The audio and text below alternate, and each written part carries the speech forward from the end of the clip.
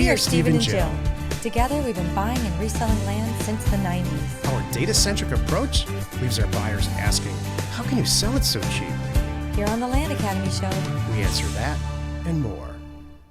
Steve and Jill here. Hello. Welcome to the Land Academy Show, entertaining land investment talk. I'm Stephen Jack Putella. And I'm Jill DeWitt, broadcasting from sizzling Scottsdale, Arizona. It's getting that way. Yeah. Today is Jill Friday. She says sometimes it takes the owner to get a deal done.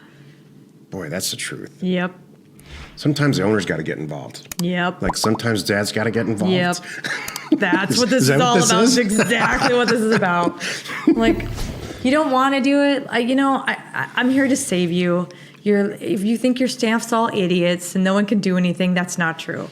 Sometimes it just takes that extra whatever to get it done. Before we get into this, let's take a question posed by one of our members on the landinvestors.com online community. It's free. And if you're already a member, join us on Discord. Andrew W. wrote, "Hey, everyone.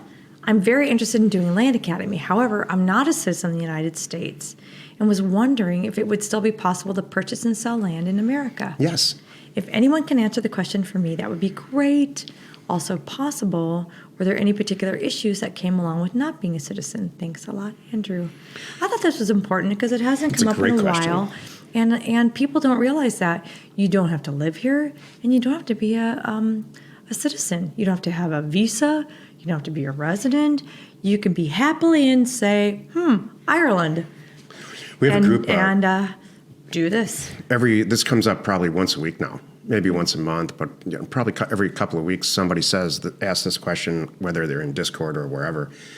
And we point them to the other people that are successfully doing this from other countries, like specifically Canada and Ireland. Yeah. We've got military people that are stationed all over the country that are doing it. I mean, all over the world. Yeah. And so, like all of our VAs are in the Philippines, so it's truly a worldwide situation. Isn't that great? And it's funny, like, remember a long time ago we talked to, one of the reasons we do what we do in the United States is the ease of it, but it's the ease of the data. And we were looking at doing this maybe internationally in Australia, because that's, I think still right now, is the only other place that we can really get quality data, and it's legal. Because we were talking about this with somebody in England one time. They're like the version of the assessor and the owner data is not public information. Yeah, we're very, very fortunate in this country that it's public information. And when the property got all subdivided or sanctioned or whatever the verb is by the federal government, and then eventually homesteaded out, I don't know why, but they just became a transparent ownership scenario. And most places in the world, it's the exact opposite. Nobody wants anyone else to know that they own anything. Or what they paid. Yeah. Or any of that. So and it's so funny that it's your home but not your car. There's so many other things that it's not. Right. It's so interesting. But luckily for us, it is. Yeah. Well, it wouldn't be possible. I've spent a substantial amount of time trying to duplicate this in Canada. It's just not going to happen. Yeah. The ownership records aren't available. Yeah. Today's topic, Jill's Friday. Sometimes it takes the owner to get a deal done, and sometimes it takes the co-host to move the show along. This is the meat of the show. There's like a long pause. I'm like, is he okay? Do I pat him on the back? Are you all right there? Why do your parents smash you on the back when you're like choking? Isn't going to lodge the food in there worse? I've never understood that. I don't know. That's true. That used to be a thing. And it might be wrong. I bet it is wrong. I had a second generation mother. We were talking about this in Discord. Under the guise of, the hate, when people get upset about the offers that you submit and they call back and scream at you. I did this whole thing in Discord and said, I grew up in Detroit within this Italian family. My grandparents came here from Italy. There is I can take the hate. And everybody piped in with all kinds of stories about that, and their parents and how they grew up. I did not grow up like that. My parents had weapons, man. My mom had a wooden spoon that she would use on us if we were not behaving the way she thought. No, if I would have gotten in trouble, I was sent to my room or grounded. We never really even talked about it. You know, it was kind of a thing. And so I had a very different experience. And I never really pulled anything that bad. I guess, it's kind of funny, like nowadays when I'm the doctor, have any changes from your last visit? Nope. It's so flatline, boring, but it's consistent. She literally grew up next to Disneyland. Every night she would watch the fireworks at 9:00. Yep, I could from hear her them. window. And I could hear the bed. I'm laying in bed, pop, pop, pop. Then she went to work there. I did.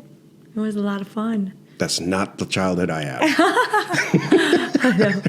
It was between that and the beach. That's not what you did? Nope. Okay. Shoveled a lot of snow. Got it.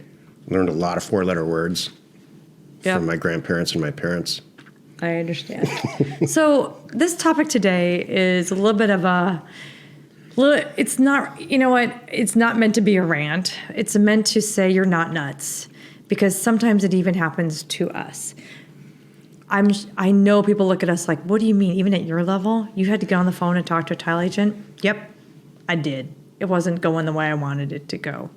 And my people can only push them so far. And there's sometimes has to be an owner-to-owner conversation. So that's what this is about. I recently had to get on the phone with a title company and say, we need to take this to the next level.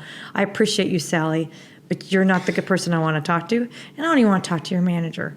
Let's keep going. Tell us why, because I've actually wanted to ask you this, not necessarily on the show, but I was walking past your office that day and heard you talk to our transaction coordinator. So what was the story there? You know what? Well, this particular one was that the title agent left the company.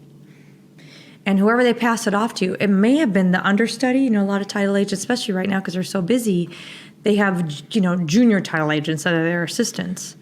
So maybe it went to the understudy or their assistant who was trying to do the deal, and it was getting pushed out so far that it's not going to close. I'm afraid it's not going to close, and I'm going to lose a seller.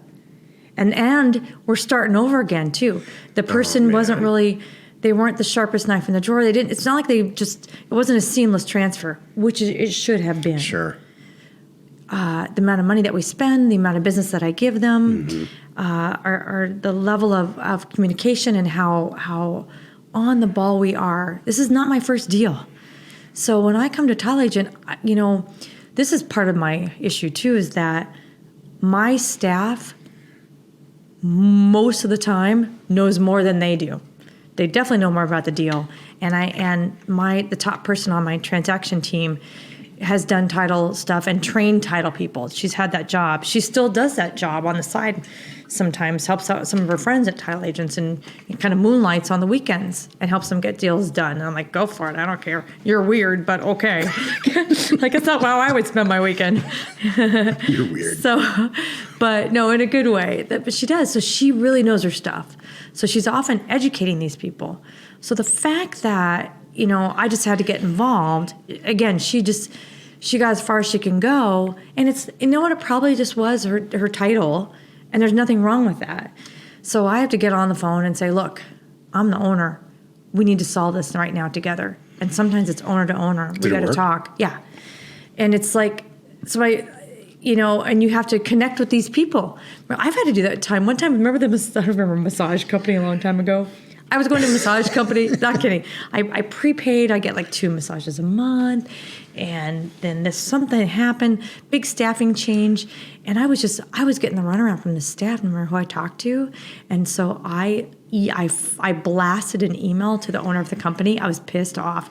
Bless his heart, he called me. He was he did. That's great. He called me in his car on his cell phone when he got my email. Remember that. Remember that? Yeah. And we totally connected. He was so nice. And my communication to him was, owner to owner, you need to know your staff is making a mess. Yeah. They're about to lose me, and I've given you so much money over this period of time, and I'm going to be gone. And he's like, he's like, it was a thank you. So it's 2 parts. Sometimes you have to get involved, and you have to take it to that level. And it's not very often. Oh my gosh, not even once a year do I have to do this, but once in a while things come up. And then the other thing is, you are really doing them a favor. Like, I want to know too. Yeah, we own a bunch of companies, and I want to know too. If somebody's really unhappy, I really do want to know because I don't want that to happen anymore. I'll fix it. You know, I will fix Jill and I it. take, and I think most owners do, take pride in this stuff, Yep. in delivering content or buying property and reselling it and all that. So whatever the companies are, I want to know right away. Yep. And he was so nice about it. We had a good laugh about it. He's like, what? He's like, oh, ho, ho.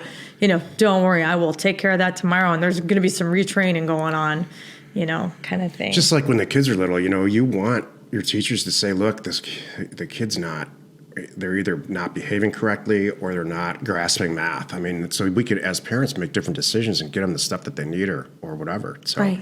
it's the same situation, same kind of feeling or Yeah. thought process. Yeah, you really are. And just make sure you approach it the right way. It's not like, you guys are all losers. Yeah. You're never going to do that. You're gonna, No. and that's how I do it. I by the time I have to do this too, it's a couple of times. I could say, here was goof number 1, try to work with them. Here's goof number 2, still trying to work with them. And now I'm on number 3, and we got to talk because you're going to lose my business. And if you're going to lose my business, you need to know because now it's affecting your livelihood. So you are kind of helping people out. It's really, really hard to manage employees correctly. They have to, at least in our companies, people who do extremely well are very independent and they hold themselves accountable so that we don't have to do it. And so I think that problems arise when people are not. I know that the people who have recently were either asked to leave our companies or we asked them to leave were purely because they just weren't holding themselves accountable for some level of performance. They were looking to us to do that, to set that bar for them, and that in the end, that's never going to work. Here's the bar. I just need to be amazed all the time on how independent you are and how you're solving your own problems. And you have to spell that out at the beginning. And the reason I wanted to talk about this today is because not only are we business owners, but probably you listening right now are too, because every single Land Academy member are running their own little business. Yep. Yeah, exactly, Jill. That's well said. So we all need to know that this is going to come up. You're not nuts. How do I handle it? Whether I'm the one making the call or I'm receiving the call. You need to have an open mind. I'm just thinking about some past employees. Oh yeah, have an open mind, and just the best thing I can say is everybody should be on the same page. How can we quickly solve this and prevent it from happening again? That's the goal. I had a person who was our director of acquisitions for years come to me like on the second year, and she said, "This is my second year anniversary." I said, "Congratulations." She said, "Well, I need a review, and I want this, and I want this, and I want this." And she didn't work there much longer after that. And she came from a background that was very, very structured, it's like an airline type company where it's like Annual reviews. And you get a 2% raise. there's a 2-inch booklet on how to work there, and This. formal training, and all that. Right. And that's just not the environment that Jill and I provide at all. Well, and it's not that she was wrong. She came to you and was trying to change it and expect something. So as an employer, you need to make sure you tell your people how it's going to go. And like we even, our I swear the day you get 3 employees, okay, you're going to laugh at me, but I mean, we have our own employee handbook. I know we do. And we really talk about, this is truth time. Truth time. He made fun of me because I had a dress code. And I still have All kind of weird stuff goes on in these companies. Well, now. we don't have an office now, so I don't know what everybody's. I'm sure everybody's in pajama pants and flip flops. But back in the day, I had a dress code, and I had to think about it. I did not like flip flops. Did not like flip flops. This was in California too, not here in Arizona. Different story. I didn't like shorts, and I didn't like flip I flops, just found out. and I don't like tank tops. This is the truth. I found out a year later after wearing shorts and Yeah. flip-flops to work that I was You were the only out one. of compliance. You were the And only I don't one. know why no one told me, because I would have changed it. You're the owner. You don't have to read the employee handbook, but they do. That shouldn't be right. I would just- happily you set an example. Well- That's not cool. I believe that there's a different mindset when you're wearing pants I do too. and you could wear nice sandals for girls. And the guys just wear tennis shoes. That's fine. But flip-flops and board shorts and a tank top. Next thing you know, you're just kicking back eating sunflower seeds all day. That's you. That is true. You just described yourself. Well, I'm allowed to. I'm the owner. But I would not do it in front of our people, and I don't do it in the office. So there you go. Happy you could join us today. 5 days a week. You can find us right here on the Land Academy Show. Tomorrow, join us next week for another interesting episode. You are not alone in your real estate ambition. You're covering for me all I day today. am. Thank That's you. okay. This is what we do. We have each other's back. Thank you for tuning in. We hope you find our content valuable, and we do appreciate your support. If you haven't already, please check out our YouTube channel, hit the subscribe button, and give us some feedback on the shows you love. We're Steve and Jill. Information And inspiration. to buy undervalued property. We hope you found our content valuable, and we appreciate your support. If you have not already, please check out our channel and hit the subscribe button. And your comments and suggestions help us to create the content you're here for. Hitting the like button helps to support our channel's algorithm and gauge your interest for future shows.